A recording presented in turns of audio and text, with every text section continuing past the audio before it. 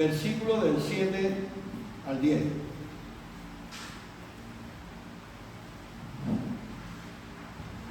Dice así la palabra del Señor, hermanos.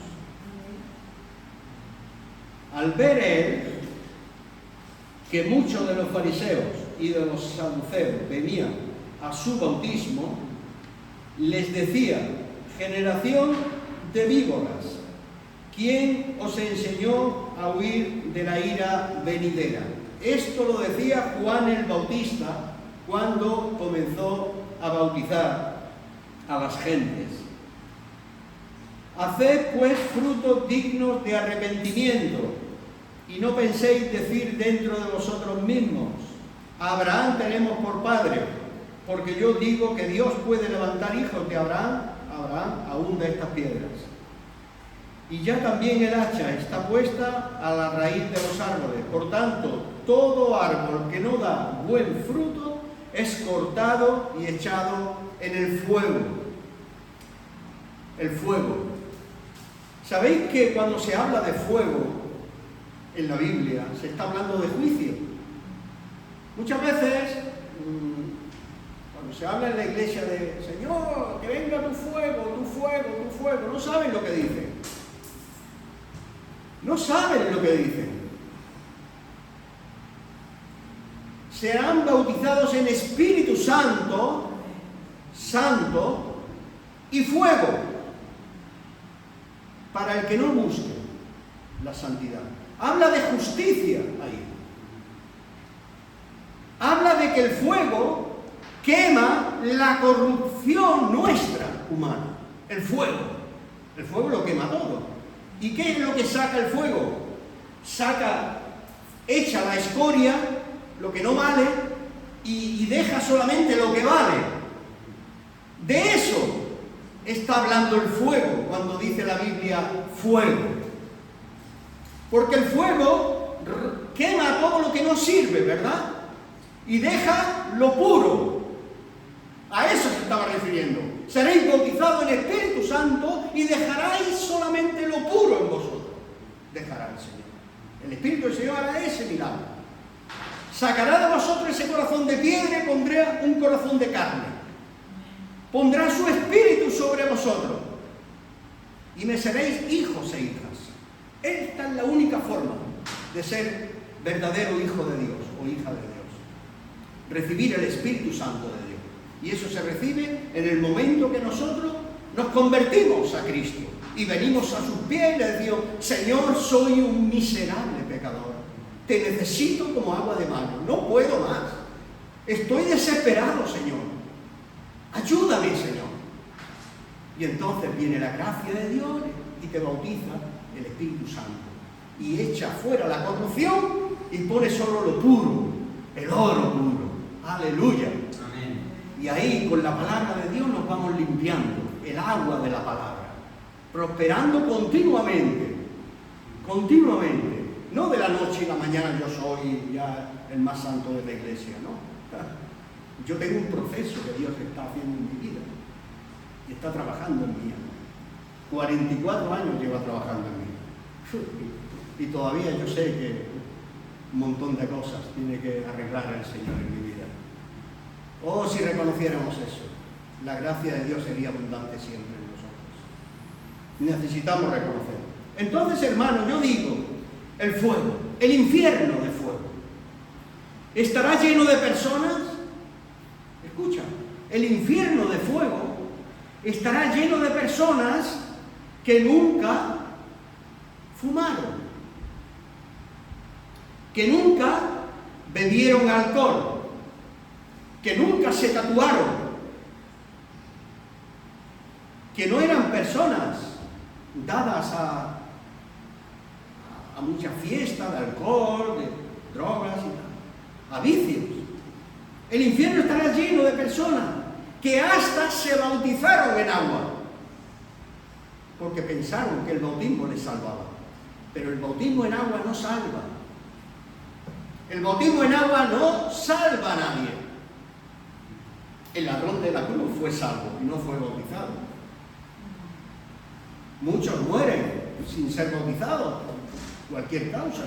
No dio tiempo, estaban esperando, se convirtió en aquel día. Y el infierno estará lleno de gente así, que se creen más justos que los demás. Es por eso que yo he empezado el mensaje hablando de mí mismo. Si la gracia de Dios se marchara de mi vida, sería el hombre más miserable de esta tierra, yo creo, ¿sabes? Yo lo sería. Y esto hay que reconocer. Que solo la gracia de Dios ha hecho un milagro en mí. Así que el infierno estará lleno de personas que se creen mejores que otras. Y habrá sorpresas, hermanos. Habrá sorpresas en ese día. Ese día habrá sorpresas. Cuando vengan de los 4 ángulos de la tierra, los ángeles recogerán lo que es el trigo puro y la escoria será quemada en el fuego, la paja. Y eso vendrá en todas las congregaciones. Hay eso. Hay trigo, bueno, grano duro, bueno. ¿Sabéis la pasta que la hacen de grano duro, de trigo duro? Eso está buena la pasta, sí, ¿no? Eso es lo que Dios quiere. Trago el trigo limpio y duro. Buen trigo para ponerlo en su granero, en su morada. Y la paja será quemada en el fuego. Así que cuidado cuando hablamos de fuego, di Señor, que tu fuego queme la corrupción que hay en mí. Eso es lo que quiero que haga tu fuego, Señor. Que queme lo que no vale, lo que no sirve, lo que te estorba, lo que me estorba, lo que estorba a mis hermanos, lo que estorba a mi familia. Quiero que lo quites, que no vale para nada, Señor. Libérame de esa escoria. Eso es lo que tenemos que decir, hermano, cuando oramos. Parece mentira que debiendo de ser ya maestro, aún tenemos necesidad que se nos enseñe las primeras cosas, los primeros rudimentos de Cristo. Parece mentira. Pero bueno, nunca es tarde empezar. Si la dicha es buena, nunca es tarde. Estamos a tiempo, la puerta de la gracia está abierta y tenemos el tiempo de entrar por ella. Y después Dios la va a cerrar. Cerrará esa puerta de gracia y ya no habrá más lugar para la salvación, hermano. Ya no hay lugar después. Se termina el tiempo. Y estos fariseos, saduceos, mucha gente que se pensaba ser mejor que los demás, ellos eran convencidos de pecado y venían a Juan el Bautista para ser bautizados, para que luego no hubiera sorpresas. Como muchos piensan, que hoy están y luego no están.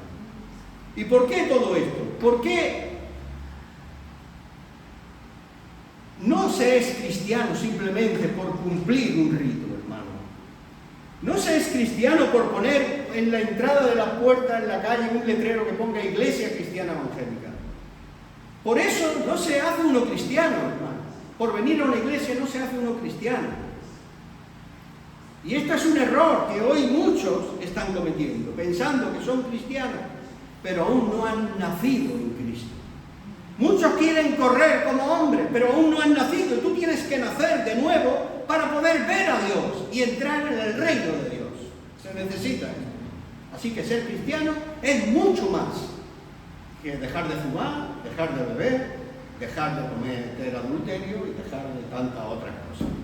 Ser cristiano es mucho más que eso. Porque, como he dicho, muchos en aquel día dirán, Señor, Señor, ábrenos. Yo estuve en la iglesia evangélica y iba a la plaza con mi pastor y tal. Y el Señor dice, no te conozco. ¿Y cómo el Señor me dice a mí que no me conoce? Pues no te conoce. ¿Por qué? Porque no has nacido en su familia. Y si naces en su familia, Él nunca te va a decir no te conozco, sino todo lo contrario. Entra, buen siervo y fiel. Sobre poco te puse y me has sido fiel. Ahora, entra donde hay abundancia de grano.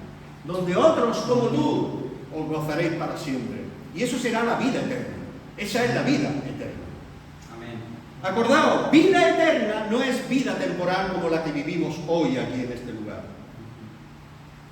Así que cuando Juan el Bautista, el precursor de Cristo, desaparece después de ese acontecimiento de los bautismos que venía toda la gente para ser bautizada, entonces después desaparece, Este hombre ya desaparece del libro, ya, porque ya no aparece más, puesto que lo cogen preso. En una fiesta el rey Herodes con su amante, que era esposa de su hermano Felipe, así que estaba cometiendo adulterio Herodes. Y Juan el Bautista le dice: no te es lícito estar con la mujer de tu hermano Felipe. Le dijo que no era lícito. Y entonces se enfadó juntamente con la amante y le cortaron la cabeza a Juan el Bautista, por decir la verdad. ¿Tú qué te crees? ¿Que los demonios no quisieran que muchos de los verdaderos siervos de Dios acabaran pronto para que dejaran de hablar de la verdad? Claro que sí. Pero solo Dios tiene la llave de la muerte. Así que les queda todavía mucho tiempo de aguantar. Debe de haber siervos y siervas de Dios realmente que hablen la palabra de verdad. Y que la crean, y que la vivan, y que la cuenten a otros. Esto es importante, hermano. Entonces, cuando Juan el Bautista desaparece de la escena, le cortan la cabeza, entonces Jesús entra de lleno en la historia. Dejaron a Juan, todos los discípulos que habían sido bautizados, y comenzaron a seguir a Jesús. Y ahora bien, tal y como hemos leído el versículo, estos versículos, después vamos a leer otros, porque queremos saber hoy queremos saber quiénes fueron los que se oponían a las enseñanzas de Jesús. ¿Quiénes son los que se oponían en aquel tiempo? ¿Quiénes? ¿Las prostitutas? ¿Los ladrones se oponían a las enseñanzas de Jesús? No. ¿Los políticos? No se oponían, a ellos les interesaba solo su política. ¿Qué importa que sea de izquierda o de derecha? ¿Qué importa que sea religioso o no? Lo que quieren es tu voto. Y van a hacer lo que sea para que tú les des su voto, y te van a permitir que abran locales para predicar el Evangelio, porque lo que quieren es su voto. Los opositores de Cristo y de la enseñanza cristiana no son los maleantes. Es más, Jesús dijo: ellos, los maleantes, las prostitutas, los pecadores, los ladrones, irán delante de vosotros en el reino de los cielos. Les decía a los fariseos, a los hipócritas, a los que se creían mejor que los demás. Entonces, ¿quiénes eran?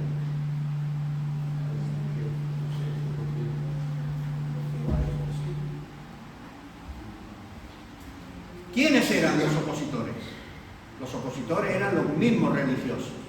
¿Quiénes son los opositores de hoy en las asambleas cristianas de este siglo? Los cristianos también, las religiones. Esos son los opositores de la enseñanza de Cristo. Es decir, si esta iglesia predica la sana enseñanza de nuestro Señor Jesucristo, los opositores nuestros son los que no la predican, los que predican otras cosas. Esos se oponen a la enseñanza cristiana, hermano. Y en este tiempo, de la misma manera, no fueron los cobradores de impuestos, no fueron ni siquiera el Imperio Romano. De hecho, Poncio Pilato, ¿os acordáis de Poncio Pilato? Que tuvo preso a Jesús y le interrogó.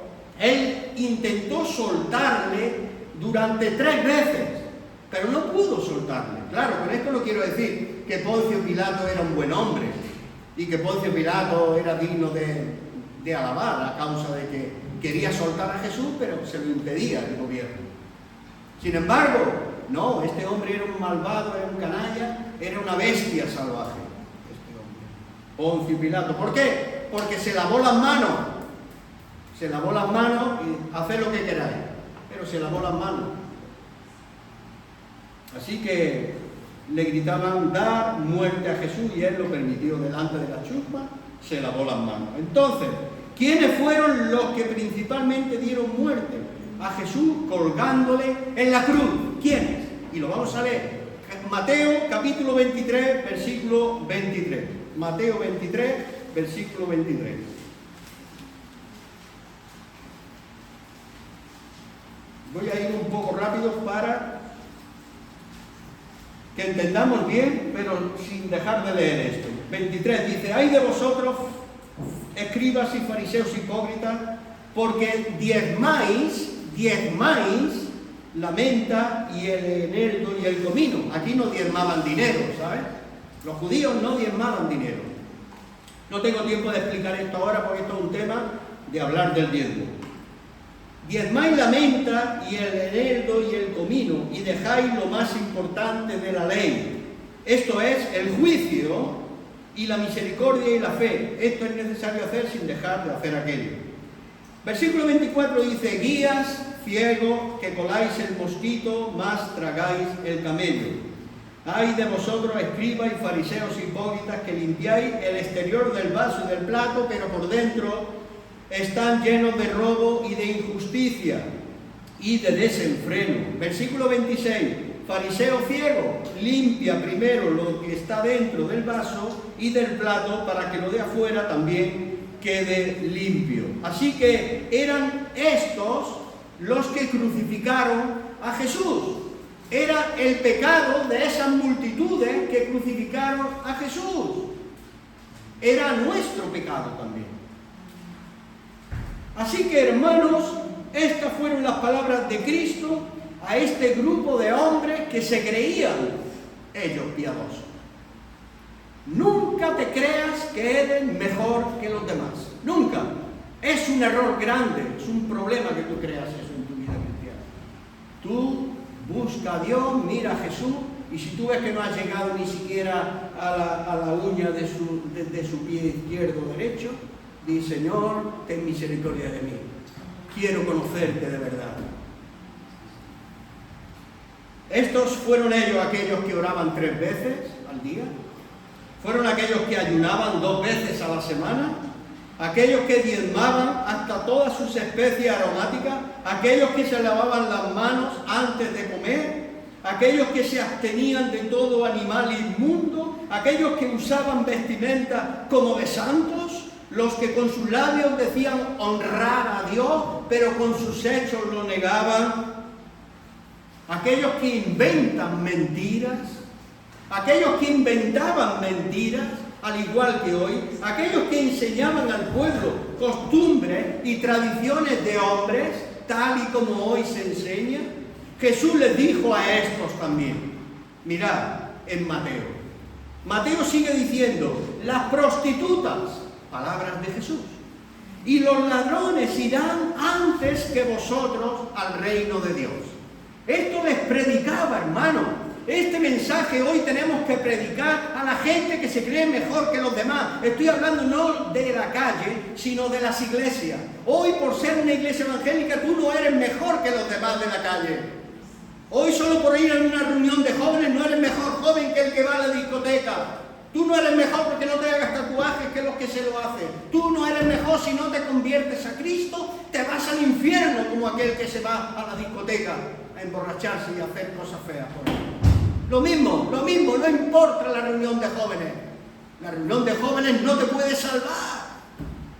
Los padres están equivocados, no le quieren enseñar la palabra de Dios a los pequeñuelos de su casa. Oh, es que él es muy pequeño todavía para hablarle de estas cosas. ¿Cómo que es muy pequeño? Desde el pecho de la madre tiene que aprender la palabra de Dios ya. ¿Cómo que es pequeño? ¿Dónde están esos padres cristianos modernos de hoy? No, a mi hijo no le hables de esto porque todavía es pequeño. ¿Cómo que pequeño? Tienes que enseñarlo ya y ya. Esto es algo, hermano, que la palabra de Dios nos dice. Porque si no, el Señor nos estará siempre diciendo: «Las prostitutas y los ladrones irán delante de vosotros al reino de los cielos», al reino de Dios. Y así es como predicaba Jesús. ¿Cómo predicamos nosotros? ¿Cómo predicamos nosotros? ¿Damos chocolatinas a la gente para decirles que vengan a la iglesia? Eso es lo que hace mucha gente por ahí. Hacen publicidad barata para que vengan a la iglesia. Las iglesias se llenan, hermano. Se llenan. Y les mienten, trafican con sus almas y se ganan el dinero a montones. Y la gente los sigue. Miles y miles de almas al infierno por causa de esos falsos pastores. Esto va a quedar grabado, seguramente lo escucharán. Pero bueno, Juan el Bautista le cortaron la cabeza, no creo que venga ninguno. Y si alguno lo hace, se va a ir al infierno y al cielo. Para siempre. Allí será el llanto, el crujir de dientes, entonces se arrancarán las uñas y dirán, ¿por qué no creía en lo que ese pastor predicaba? ¿Por qué? Pero ya será demasiado tarde. Habrá ahí un letrero delante de él, demasiado tarde. Demasiado tarde. Hoy es el día del milagro de Dios en tu corazón. Amén. La salvación. Hoy. Y de ahí va a venir todo lo demás, añadido. Finanzas, vida social, todo lo que necesita. El Señor está presto para ofrecerlo después de la salvación, hermano. Claro, es así. Así funciona Dios. No es si tú ves, yo creo en Dios. Porque mucha gente dice, bueno, cuando vea, creo. No, así no funciona. Jesús dijo, si crees, si tú crees, verás después. Si crees, verás la gloria de Dios. Ser cristiano es únicamente la obra misma de este Dios que estamos predicando. En una persona no cabe otra cosa más que la palabra de Dios. Es la única que puede transformarte. Primero llega al corazón, como dice que Pablo predicaba y esta mujer escuchaba, y dice que Dios abrió el corazón de Lidia y Lidia creyó. ¿Por qué? Por la palabra de Dios y no por las danzas, no por la panderola, no por las panderetas, no por las palmas, no por los cánticos, sino por la palabra de Dios, no por las luces que se mueven a son de bocinas, sino por la palabra de Dios. Así viene la conversión, hermano. La genuina conversión, la que te salvará un día para siempre, a ti y a todos los tuyos. No hay otra manera, no hay un camino en el medio. O andas con el mundo o andas con Cristo, pero no existe otro camino, hermano. No hay. Jesús dijo, yo soy el camino, andad por él. Así que, hermano, esto es lo que hace, te transforma todo tu ser, la palabra de Dios, y te da una vida nueva y eres una nueva criatura. Y a eso se refería Jesús cuando habló con Nicodemo. ¿Os acordáis capítulo 3 del Evangelio de Juan, que habló con Nicodemo? Y le dijo a Nicodemo, te es necesario nacer de nuevo. Te es necesario nacer de nuevo. Pero hoy día, hermano, hoy día, y esto no es algo que yo me invento, hoy día se está predicando en las iglesias llamadas evangélicas, entre comillas, se está predicando que no basta con el nuevo nacimiento, no basta, dice. Tienes que recibir el bautismo del Espíritu Santo, que no basta con el nuevo nacimiento. Y yo te digo, ¿y quién es? ¿Quién hace la regeneración en la persona que nace de nuevo, sino el mismo Espíritu Santo? ¿Qué es lo que hace ahí en ese momento? ¿Qué trabajo hace el Espíritu Santo en una persona que regenera, lo bautiza, lo mete dentro de Dios? Dios en ti y tú en Dios. Ese es el bautismo del Espíritu Santo. Esa es la salvación. Esa es la regeneración. Ese es el nuevo nacimiento. Una sola experiencia genuina y no dos experiencias. Primero te salvas y después recibes el bautismo del Espíritu Santo. Eso es una patraña religiosa y es una mentira de las falsas religiones de hoy día. Entre comillas, muchas de ellas pentecostales. La falsa religión invierte este proceso, se empeña en cambiar lo exterior solamente. Se afana en mostrar buena apariencia, pero ocultan la maldad en el interior. Jesús a esto lo llamaba pura hipocresía e engaño. Pura hipocresía y engaño. Jesús llamó a sus discípulos y les dijo, para que estéis conmigo. Llamó a 12 para que estuvieran con él y los mandó a anunciar las buenas noticias de salvación. Tú y yo somos buenos sembradores de la salvación, hermano. Él te ha dado algo tan maravilloso, una semilla en tu pecho de corazón tuyo, que si tú eso lo esparces en otros, tú eres una ganadora de almas, tú eres un ganador de almas. No estás pescando a hombres y mujeres para el Señor. Porque Dios ha puesto en ti la semilla de la salvación. La semilla Cristo. Antes teníamos la semilla pecado, ¿eh? Antes era la semilla pecado. Ahora, desde el nuevo nacimiento, tenemos la semilla Cristo en nosotros. Y eso hace que otros puedan salvarse. Somos una bendición para esta tierra, ¿sabes? Amén. Somos la sal de la tierra, decía el Señor Jesús. Damos sabor a esta tierra, a los que nos rodean. ¿Es así o no? Debe de ser así, hermano. Conságrate a Dios. Conságrate hoy mismo a Dios. Y di, Señor, todo lo pasado, yo sé que tú te olvidas de mis pecados. Perdóname, Señor. Quiero ser un cristiano genuino. Desde hoy en adelante te quiero a ti, Señor. Te deseo a ti. Quiero ser tuyo, tuya. Yo quiero ser tuyo para siempre. Sí, problemas vendrán, dificultades se acarrean, pero no importa, el Señor va a ayudarnos. Si tomamos esta decisión plena y decimos, sí, Señor, tú eres mi marido, tú eres mi único consuelo. Aleluya.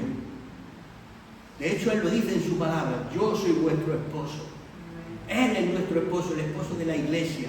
Nosotros somos la novia, la esposa de la iglesia, la esposa de Cristo. Aleluya. Así que Jesús llamó a sus discípulos para que estuvieran con Él y les dijo, escucha lo que le dijo Jesús a sus discípulos: hermanos míos, amigos míos, seguidores míos, los hombres del mundo, políticos y gobernantes, religiosos, se enseñorean de la gente, pero entre vosotros no será así. ¿Y cuántos llamados pseudos apóstoles mentirosos están enseñoreando de las congregaciones hoy? Se están quedando con casa, tierra y dinero de los congregantes. ¿Cuántos? Buscan los deleites de su propio estómago más que de